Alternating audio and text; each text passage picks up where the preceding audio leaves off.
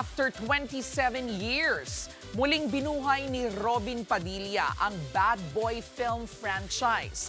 Pero giit po ng aktor, hindi raw siya bad boy sa politika.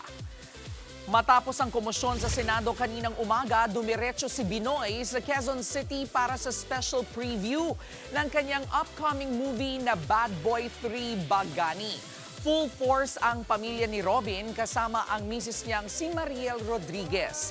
Kung bad boy man daw si Binoy sa pelikula, abay kabaliktaran daw yan sa pagiging senador niya.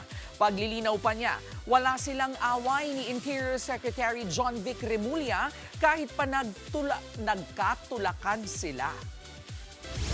Hindi ako bad boy sa politika. Ako'y very good boy sa politika. Kaya nga ang sabi nila, lagi akong maximum tolerance. Kaming dalawa, maximum tolerance naman kaming dalawa. Oo, kasi parehas lang kami na may trabaho siya, may trabaho ko.